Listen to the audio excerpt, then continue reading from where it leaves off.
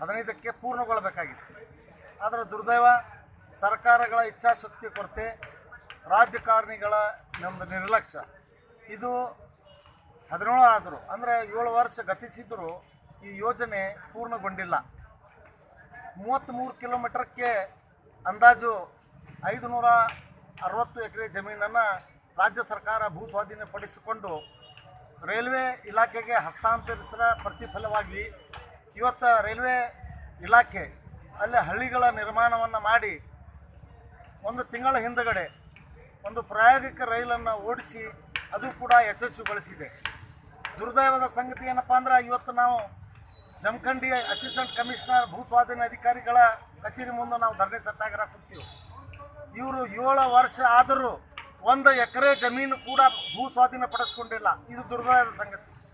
ನಾನು ಮಾನ್ಯ ಮುಖ್ಯಮಂತ್ರಿಗಳಿಗೆ ಒಂದು 3 ಸಲ ಭೇಟಿಯಾಗಿದೆ, ಮಾನ್ಯ ಜಿಲ್ಲಾ ಅಧಿಕಾರಿಗಳಿಗೆ ಒಂದು 10 ಸಲ ಭೇಟಿಯಾಗಿದೆ, ಮಾನ್ಯ ಅಸಿಸ್ಟೆಂಟ್ ಕಮಿಷನರ್ ಜಮಖಂಡಿ ಅವರಿಗೆ ಒಂದು 20 ಸಲ ಭೇಟಿಯಾಗಿದೆ. ಭೂ ಸ್ವಾಧೀನ ಪ್ರಕ್ರಿಯೆಯಲ್ಲೇ ಇದೆ ಅಂತ ಹೇಳ್ತಾರೆ, ಪ್ರಗತಿಯಲ್ಲೇ ಇದೆ. ನಾವು ಎಲ್ಲ ಭೂ ಸ್ವಾಧೀನ ಪಡಿಸ್ಕೊಳ್ಳೋಕೆ ಪೂರ್ಣ ಪ್ರಮಾಣದ ಪ್ರಯತ್ನ ನಾವು ಮಾಡಾಕತ್ತೀವಿ ಅಂತಾರೆ. ಆದ್ರೆ 1 ಎಕರೆ ಜಮೀನು 7 ವರ್ಷನಾಗಿ ಇವರು ಭೂ ಸ್ವಾಧೀನ ಪಡಿಸ್ಕೊಂಡಿಲ್ಲ.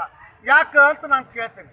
ಅದಕ್ಕೆ ಇವರ ವಿಳಂಬತೆಯಿಂದ, ಇವರ ನಿಷ್ಕಾಳಜಿಯಿಂದ 816 ಕೋಟಿ ರೂಪಾಯಿ ವೆಚ್ಚದಲ್ಲಿ ಆಗುವಂಥ ಈ ಯೋಜನೆ ಇವತ್ತು 1600 ಕೋಟಿ ರೂಪಾಯಿ ವೆಚ್ಚ ಮಾಡುವಂಥ ಪರಿಸ್ಥಿತಿ ನಿರ್ಮಾಣ ಇವರ ಅಧಿಕಾರಿಗಳು ಮತ್ತು ಸರ್ಕಾರ ಜನಪ್ರತಿನಿಧಿಗಳು ಕೂಡ ಮಾಡ್ಯಾರ. ಇದರ ವಿರುದ್ಧ ನಾವು ಸತ್ಯಾಗ್ರಹ ಕೂತೀವಿ. ನಮಗೆ ಭೂ ಸ್ವಾಧೀನ ಪಡಿಸ್ಕೊಳ್ಳೋಕೆ 300 ಕೋಟಿ ರೂಪಾಯಿ ಅಗತ್ಯ ಇದೆ. ಇವರು ಅಧಿವೇಶನ ನಡೀತಾ ಇದೆ ಇವತ್ತು ಬೆಂಗಳೂರೊಳಗೆ. ಆ ಅಧಿವೇಶನದೊಳಗೆ 300 ಕೋಟಿ ರೂಪಾಯಿ ಏಕಕಾಲಕ್ಕೆ ಬಿಡುಗಡೆಗೊಳಿಸಿ ರೈತರಿಗೆ ಕೊಡುವಂಥ ಹಣವನ್ನು ಏಕಕಾಲಕ್ಕೆ ಬಿಡುಗಡೆ ಮಾಡಬೇಕು, ರೈತ ಕುಟುಂಬಕ್ಕೆ ಉದ್ಯೋಗ ಕೊಡ್ತೀವಿ ಅಂತ ಭರವಸೆ ಕೊಟ್ಟಾರೆ. ಆ ಭರವಸೆಯನ್ನು ಈಡೇರಿಸಬೇಕು. ಇಲ್ಲದಿದ್ದಲ್ಲಿ ಬಾಗಲಕೋಟೆ ಜಿಲ್ಲೆ ಅಷ್ಟೇ ಅಲ್ಲ, ಬಾಗಲಕೋಟೆ ಜೊತೆಗೆ ಬೆಳಗಾವಿ ಜಿಲ್ಲೆಯಲ್ಲಿ ಭಾರೀ ಪ್ರಮಾಣದ ಉಗ್ರ ಸ್ವರೂಪದ ಹೋರಾಟಗಳನ್ನು ಮಾಡಿ, ಜನಾಂದೋಲನ ಮಾಡಿ ಇಡೀ ಜಿಲ್ಲಾ ಹೊತ್ತು ಉರಿಯುತ್ತೆ ಅನ್ನುವಂಥ ಎಚ್ಚರಿಕೆಯನ್ನು ಸರ್ಕಾರಗಳಿಗೆ ನಾನು ಕೊಡ್ತೇನೆ. ಈ ಮುಖಾಂತರ ನಾವು ಭೂಮಿ ತಗೊಂಡೇ ತಿರ್ತೀವಿ. ಈ ಭೂಮಿ ಕೊಡುವವರೆಗೂ ಇಲ್ಲಿಂದ ಹೋರಾಟ ಹಿಂತಗೊಳ್ಳೋ ಪ್ರಶ್ನೆನೇ ಇಲ್ಲ. ಆ ಕಾರಣ ನಾನು ಕರ್ನಾಟಕ ರಾಜ್ಯ ರೈಲ್ವೆ ಅಭಿವೃದ್ಧಿ ಹೋರಾಟ ಸಮಿತಿಯ ಅಧ್ಯಕ್ಷ Kutubuddin Kazi. Thank you sir.